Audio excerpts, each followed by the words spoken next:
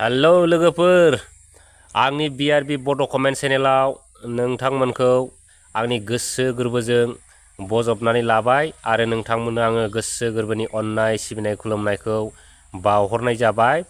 दा दिनै नोंथांमोनजों सावरायनो होननानै मोजां गाज्रि एसेब्लाबो शेयार खालामलायनो होननानै मोनसे फिसा कन्टेन्ट लानानै फैलायबाय लोगोफोर। दा नोंथांमोनहा भिडिअखौ जोबजासे नायलांबानो जाबाय।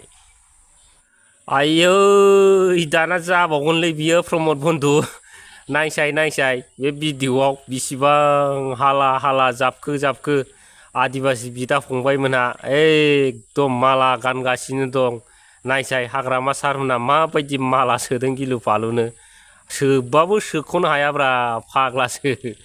आरो नोंसिना मारैथो जाबावगोनब्रा प्रमद बन्धु फाग्ला दाथ' नुबायना नोंसोरो ससियेल मिडिया जुग सोरखौ थगायबावनो प्रमद बन्धु फाग्ला नोंना सेलादार बेलादारफ्रानो मा जाखो माने बैसाग मासनि एकदम दै जावरिनायजों दै दाहारफोरजों बै हाब्रांफोर गुगानाया बेफोरबायदि एकदम थारला गुगानानै दिनै हाग्रामा सारनि रुगुङावसो थाबथाफैजोब्बाय खोस्लिफानाफोर बायदि। दा माथो खालामनो उफाय गैया जोंनाथ' नांखागौ नालाय जों रावखौबो गाज्रि मोननो रोङा नालाय अननो रोङो नालाय जोंना हाग्रामा सारा सादा सिदा नालाय एकदम बिथाङासो थगायजायो एकदम मालायखौ थगायनो रोङा बि होनब्लाबो थगायजाबाबो माथो खालामनो अननांगौ जाहैबाय माने गावनिनो फिसा। दा बिथांमोनाथ' बिदिखौ बुजिया नामा। आरो नोंथाङाथ' थगायनायाव बिराद मास्टार ना प्रमद बन्धु जोंनाथ' हाग्रामा सारा एकदम थगायनाय होननाय बुस्थुखौनो रोङा बे सादा सिदा एकदम जोंनासो थगायजायो। दा नोंथांमोना बेखौनो मा बुङो हाग्रामा सारालायनो गिलु फालु थगायजोब्बाय बिटिसिखौ दंस' खालामजोब्बाय। बिटिसिखौ दंस' खालामनाया नोंसोब्रा प्रमद बन्धु फाग्ला दिनैलाय माथो पावार दंबावो नोङो माबा मोनसे CSBनि दारै माबा साख्रिखौनो होनो हाबावो ना माबा मोनसेयानो पावारानो दंबावो। दा नोंथाङा गोदो बै समाव बुङाखै होनबा डिसि माबासिखौ माने नोंनि सिङाव थाजोबगोन होननानै बिराद गिदिर खोथा होन्दोंमोन ना नोङो। दा दिनैथ' नै फैयै सोर फाग्लाखौ थगायनो हाबावनो नोंलाय। दा गावनो डिसिनाव पारमिसनसो लालायनानै हाबहैनांगौ नोङो होमबा जोंनि बर' रायजो राजाखौ बोरै नायनो हाबावनांगौ जाखो नोंलाय फाग्लालाय बिदि जाला नैबे जुगाव बयबो गोरोंसै।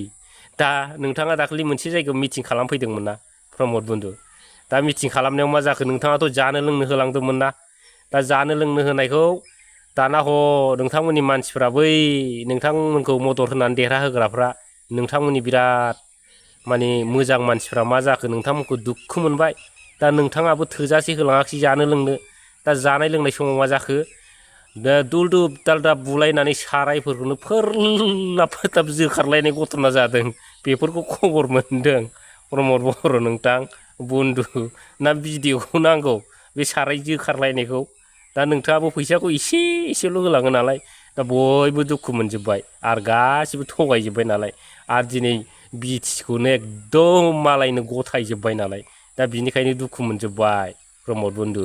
आरो बै नोंथांनि बे मा होनो बे बड'लेण्ड रादाब बड'लेण्ड बुब्लि बे नोंथांनि निउस चेनेलफ्रा बे फाग्ला बिदिजों जायो नामा माने एकदम हाग्रामा बानायनाय लामाजोंनो दैनिक फैयै नोंसिनि निउसखौ बुथुमो सारा बिटिसिनि निउसखौ बुथुमो बे हाग्रामा बानायनाय लामाजोंनो। ओमफ्राय मा होनो हाग्रामा सारालायनो जेबो डेभेलप मावाखै। बोरमाफोर बे नोंसोर थाबायनाय बे लामा सामा बे बेसेबां अफिस दं बेसेबां कलेज CIT दं बबे जायगायाव मा दं बबे जायगायाव मा जायाखै बेफोर हाग्रामा बानायनाय नङा। बुरबक निउस चेनेलफोर नोंसोर आदुवाफोर नोंसोर बिदिबो हाग्रामा सार बानायनाय लामाजों थाबायनो मोना बै प्रमद बानायनाय लामाजोंल' थाबाय मिथिबाय जाम्बाफोर बिदि जानला मोनला होनबाय थानो नाङा मालाबा फासिगोन नोंसोरो आदुवाफोर। लोगोफोर दिनै भिडिअखौ बेखिनियावनो दोनथ'नोसै बारा बानायथ'ला नङाबा बिथांमोना बिराद दुखु मोनो एसेयावनो बोराबलाबायथारो रागा जोंलाबायो नङाबा प्रेस कनफारेन्स खालामलाबायो नङाबा प्रेस मिट होदला जालायगोन। दा बिदिनो दाखालिबो माखासे टिपकाइनि मानसिफ्रा लाजिनांनानै प्रेस मिट होलाबायनाय बायदि बेफोरबायदिनो नङा गारा एकदम गाज्रि बेकग्राउन्ड होलाबायलायगोन।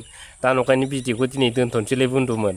ओमफ्राय जोंनाथ' नै दा आङो बेयाव होगासिनो दङ नङा होमबा एग्रे बेग्रे एकदम हाजार मानि मा होनो जोंना आदिबासि बिदा फंबायफ्रा दिनै UPPLखौ फोरलाब फोथाब गारनानै दिनैहाय एकदम जोंनाव गुरलाब फैबाय आरो दा हाग्रामाखौ देरहाहोनो थाखाय दा बिनिखायनो जोंहा हाग्रामाखौ माने हाग्रामाया देरहानांगौआ एकदम 100आव 100% माने एकदम देरहाखानाय आरो बे नोंखौ नायबानो जाबाय आरो जोंना बै माखासे बे जोंनि बे रायजो राजा आइ आफा बिदा फंबाय माने एसे एनै मोनजायैनि मोनलोङैनि बोराबलाबायग्रा मानसिफ्रा बोराबनो नांला सरकारा फैग्रोथोंसै दिनैहाय माने थाखा फैसाखौ देरसिन साननो नांला 10 थाखा 20 थाखाया देरसिन नङा दिनै सरकार गैया हाग्रामा सारा बिनिखायनो नैबे बैसागुनि माबा माबि जानो सानदोंब्लाबो ओमफ्राय मोनजायाव गाज्रि मोननो नाङा जिहेतु सरकार गैया नालाय मालाय बिसिनासो बिराद फैसा गारनो हायो जोंना हाग्रामा सारा माने सरकार गैयैखाय थाखा फैसा गारनो हाला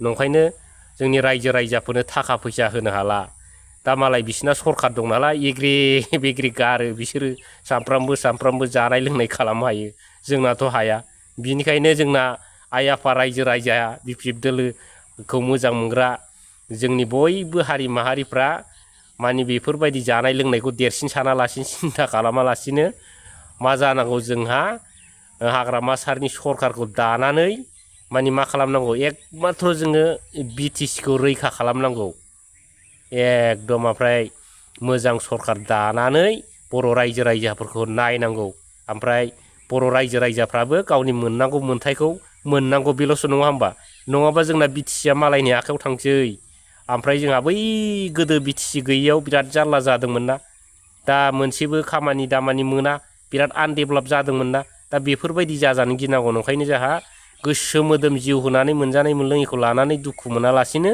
दा हाग्रामा सारखौ देरहानायाव मदद होनांगौ दा आं बेखिनिखौनो बुंबायलै लोगोफोर दुखु दामोन दा दिनै एसेयावनो दोनथ'नोसै गोजोन्थों।